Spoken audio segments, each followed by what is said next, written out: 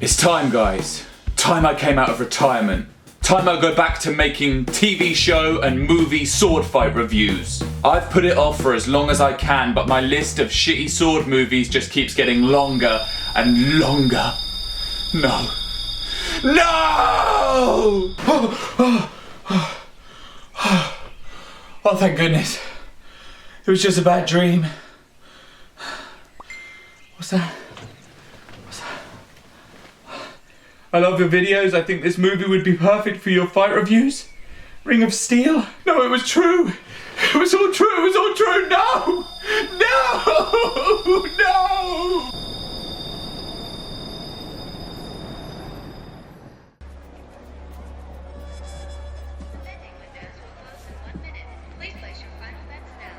Whoa there, we're straight back into the thick of it. Just look at the mullet on this guy. Now, I haven't watched this whole movie on account of, you know, life's too short for that shit.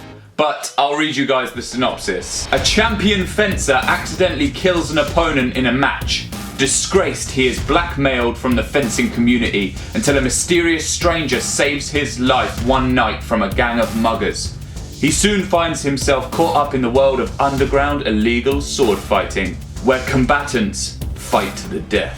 So yeah, sounds pretty good, right? I'm gonna go out on a limb here and guess that this lady is the love interest. She's all like, I don't want you to fight anymore, Alex. And he's like, I'm sorry, babe, I've got no choice. Oh yeah, generic. Oh, do they have permission to depict Conan the Barbarian? And if they did, why did they give him such a small weapon? It just doesn't look right next to this huge guy. There's a reason that Conan the Barbarian has this huge sword. Now, onto the blade. If they just wanted him to use a Japanese weapon to appeal to the weeb audience, they could have gone with a Nodachi. Those things are fucking huge. It's folded, tempered, and it does its job.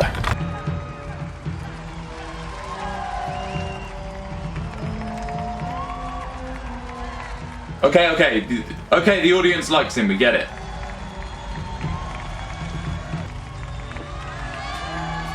Mr. Blue Shirt clearly doesn't like all the affection he's getting and decides to mock him by doing this? But what does it mean, Mr. Blue Shirt? Wacky waving inflatable arm flailing tube man. Wacky waving inflatable arm flailing tube man. Wacky waving inflatable arm flailing tube man. He has his arms up in the air. Why is you waving your arms around mocking him? You just look insane. Clearly Mr. Blue Shirt has taken one too many pummels to the head.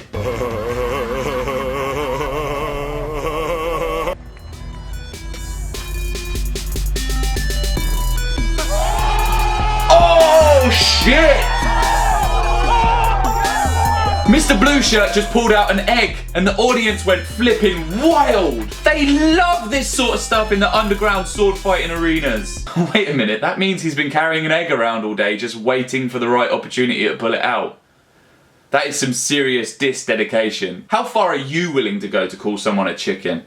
Not that far, I bet. I mean, you would think that the director would want to portray this sort of sense of tension between these two combatants who are being forced to fight to the death. But he decided to go another way with it. It's weird to think that Ridley Scott didn't have Russell Crowe pull out an egg just before the fights in Gladiator.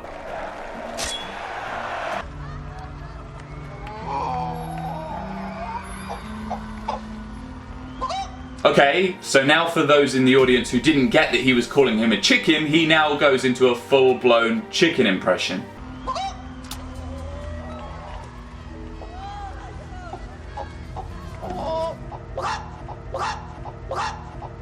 I'm confused. Has the fight already started? Because if so, he's getting a little bit close for comfort whilst doing this chicken impression. How important is the chicken impression to him? And why isn't Conan guy just chopping his head off? Ah, what we're seeing here is the rarely used chicken-style fencing techniques. Of course, these techniques are well documented in the 19th century manuals by Colonel David Sanders. So, Jack, what brings you here? Generations of inbreeding? But now he's just being mean. Waited a long time. Okay, we now know that Conan's real name is Jack. I'm not sure the name really fits with his ferocious appearance, but I guess The writers just really wanted to keep the story grounded and realistic.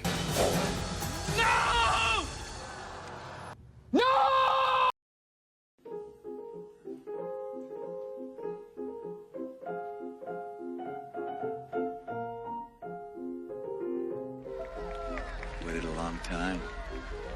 Well, you should have gone before you left the house.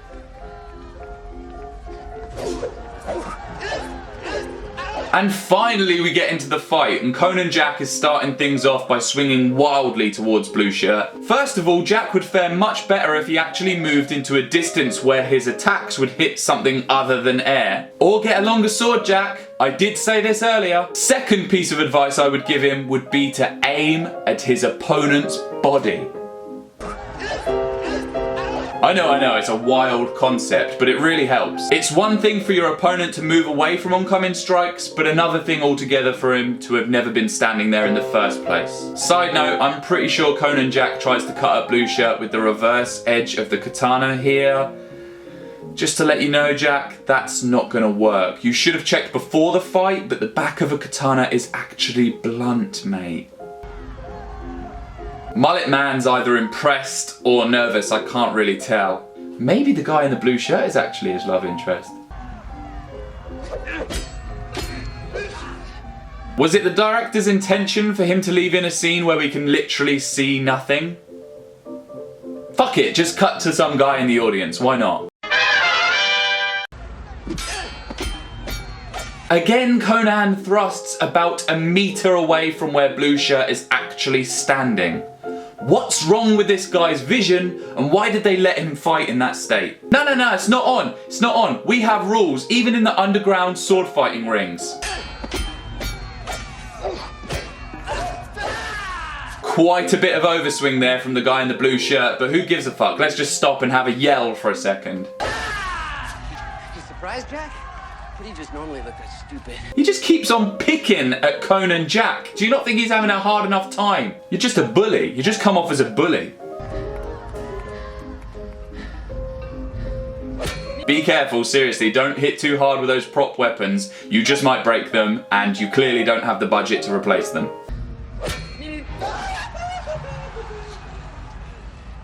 Can we see that again? And again? Just one more time.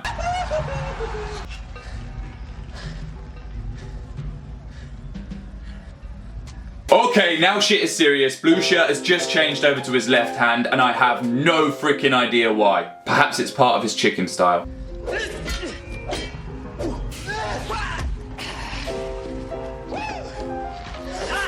Oh shit, he's only gone and done a Prince Oberyn. He's got too cocky while the big guy is down, and now he's probably gonna get his head exploded.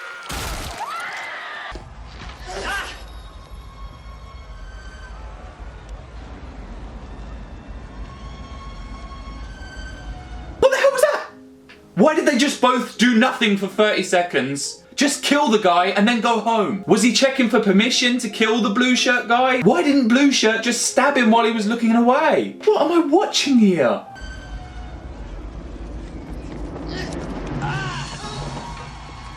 You just got rolled over, Conan, and you've got no one to blame but yourself. You probably shouldn't have just stood there for 5 minutes doing nothing.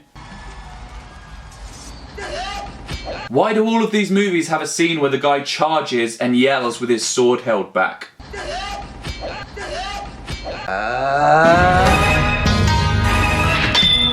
Yelling before you even start moving is a bad move for obvious reasons. You see, in a fight, I don't want my opponent to know exactly when and where I'm going to do something. Yeah.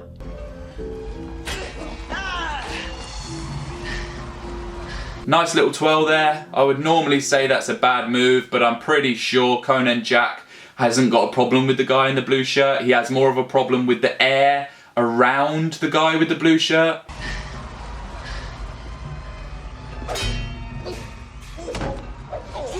It's so obviously a bad decision to willingly throw yourself to the floor when you have an injured Achilles tendon.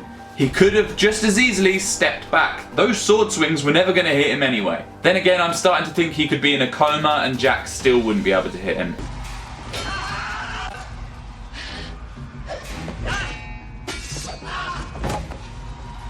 I really hope this shit ends soon.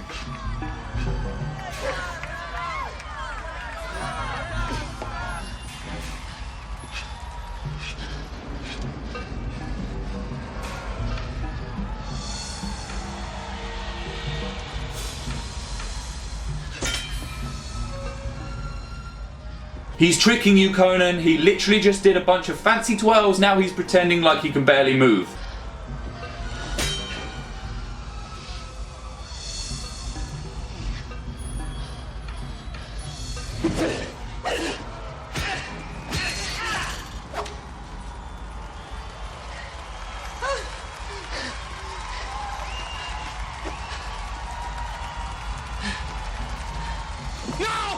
Alex! How am I doing? Brian! Are you fucking serious? What the hell are you doing? Kill him, you moron! What the fuck was that? What was that? What was that? Oh my god! He had him, and instead of killing him, he decided to turn around and deliriously flip his sword a few times. What are you doing? How am I doing? Do you think he was supposed to drop the sword like that, or was that just the best take the director had? How am I doing? Very clearly Brian is the love interest, because look at the way Alex loses his shit. No! Brian!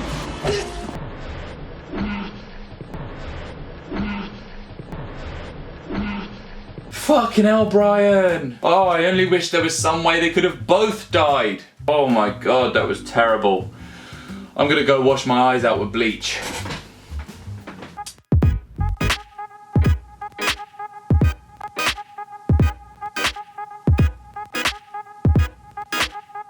So I've been thinking a lot recently about how they go about hiring actors for movies about sword fighting. If you look at a lot of martial arts movies, they tend to hire people who are already professional martial artists and then teach them how to act. People like Jackie Chan, Bruce Lee, or any of the guys from the Raid movies were already trained martial artists first. I'm guessing the reason they do this is because it takes a lot more work to make an actor look like a believable fighter than to take a fighter and make him look like a believable actor. The reason I bring this up is because if you're hiring Daniel Day-Lewis or Brad Pitt, you're hiring someone because of their amazing acting ability or because of their ability to put bums in seats. So if you're hiring someone like that, I would understand the need to get a stunt actor or to train them up. But when you've got people in the roles who act like this, no! Why not just hire trained fencers in the first place?